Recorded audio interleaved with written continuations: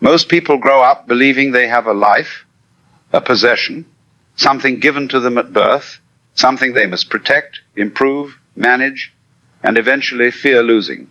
You say, my life is going well, or my life is falling apart. As if life were a suitcase handed to you at the beginning of time, and your only task was to carry it without breaking it. But pause for a moment and look carefully. Where exactly is this life you claim to have? Is it inside your body? Is it in your thoughts? Is it in your name, your memories, your plans for tomorrow? When you search for it honestly, you never actually find a thing called my life. You find experiences. You find sensations. You find sounds, colors, emotions, and thoughts coming and going like waves. The idea that you have a life is a linguistic habit, not a fact. It is a way of speaking, not a way of seeing. A river does not have water. It is water moving. A flame does not have fire. It is fire appearing. In the same way, you do not have a life. You are life happening where you are. This misunderstanding is subtle but powerful, because once you believe you have a life, you immediately step back from it. You become a manager instead of a participant, a controller instead of an expression. And from that moment on, tension begins. The sense that you are a separate individual, living inside a body, looking out at a world that is other than you, feels completely obvious. So obvious that it rarely gets questioned. But this sense is constructed, it is assembled gradually through language, education, and social conditioning. As a child, you were taught your name. You were taught where you end and where others begin. You were taught to say, this is me and that is not me. Over time, this created a mental boundary, an imaginary line drawn around sensations, labeling some as mine and others as external. Yet no such line can actually be found. Where exactly does the body end and the world begin? At the skin. But the skin is breathing, exchanging air, heat, and moisture with its surroundings. Your lungs are not closed systems. They are corridors through which the atmosphere passes. Your eyes are not windows looking out. They are events in which light becomes color and meaning. The world is not something you are in. It is something you are doing. Just as a whirlpool is not separate from the river, you are not separate from the universe. You are a pattern the universe is making right now. The ego insists on control because it believes it is alone. But the moment you see that you are an expression of the whole, the need to control begins to soften. Much of human suffering comes from a peculiar relationship with time. We live almost entirely in reference to what was or what might be. The past becomes a courtroom. The future becomes a negotiation. Very rarely do we notice that life never occurs in either of them. It only happens now. Yet the mind resists this simplicity. It believes the present moment is incomplete without reference to something else. So it says, I will be happy when, I will be whole once, I will arrive someday. But life is not a journey toward a destination. It is a musical performance. You do not listen to music to get to the end. If you did, the fastest songs would be the best. The point of music is the playing, and the point of life is the living. When you stop treating the present as a stepping stone, it becomes a place of immense richness.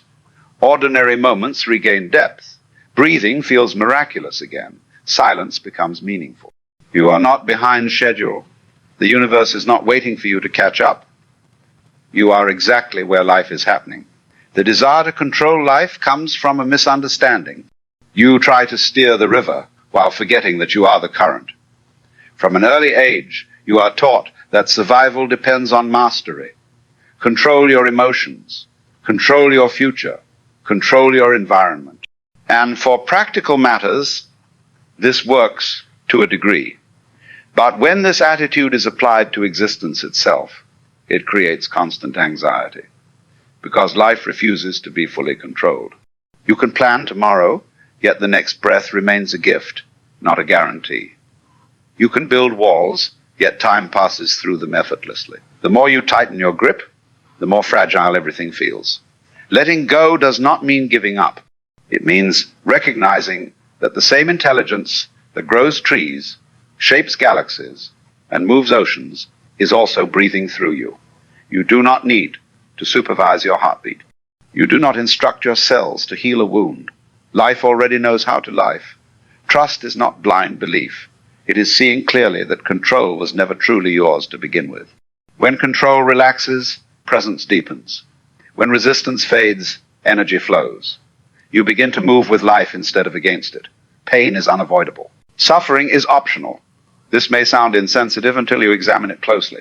Pain is a sensation, a signal, a movement of energy. Suffering is the mental resistance to that sensation, the story that says this should not be happening. The moment you argue with reality, you create an inner division. One part of you is experiencing, another part is judging the experience. This split is the root of psychological suffering. When sadness appears and you label it as failure, it lingers. When fear appears and you call it weakness, it grows louder. But when sensations are allowed to pass without commentary, they move naturally, like weather across an open sky. Acceptance does not mean liking what happens. It means not adding a second layer of conflict. Life includes birth and death, gain and loss, pleasure and pain. The universe is not biased toward comfort. It is biased toward balance. When you stop demanding that life conform to your preferences, something unexpected happens. You feel lighter, more flexible, more alive. Not because problems vanish, but because you are no longer fighting the fact that life is alive.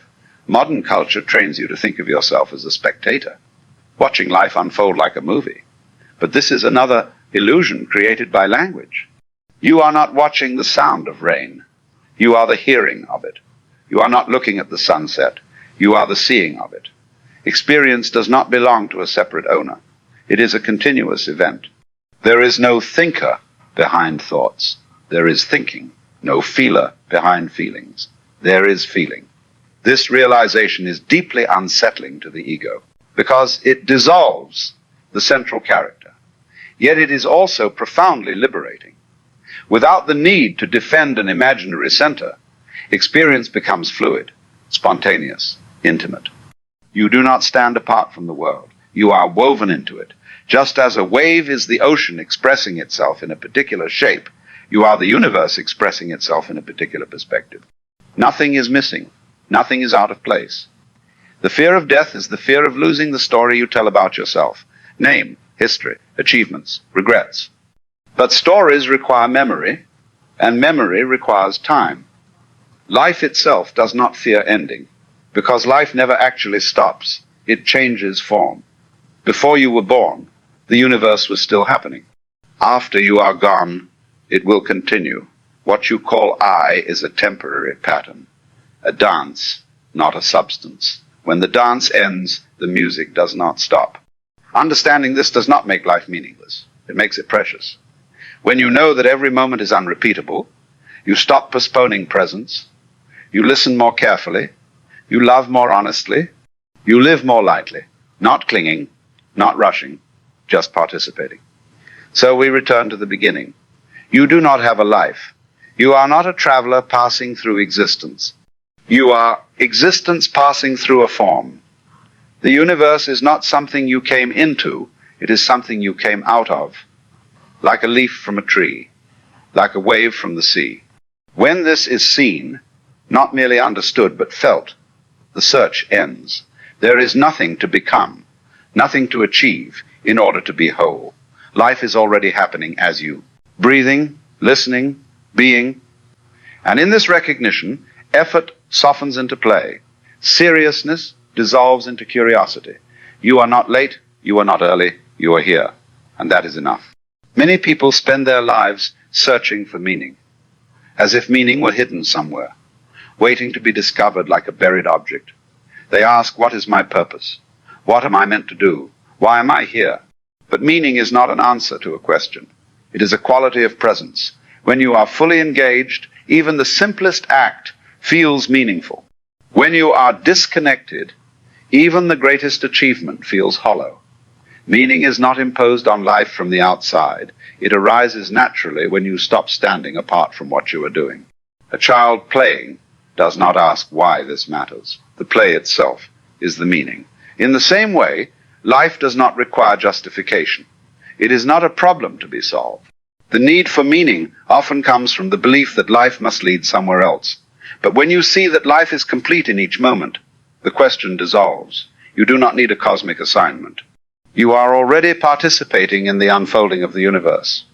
And that participation, fully felt, is meaning enough.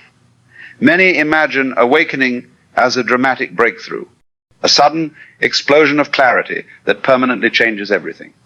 But awakening is not fireworks. It is remembering something very ordinary.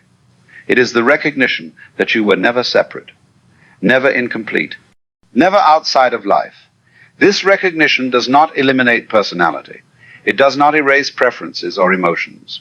You still feel joy and sorrow. You still plan and respond. What changes is the sense of struggle behind it all. Life becomes less like a battle and more like a conversation, less like a test and more like a dance. Awakening is not staying calm forever. It is no longer being afraid of not being calm. Hope it is useful.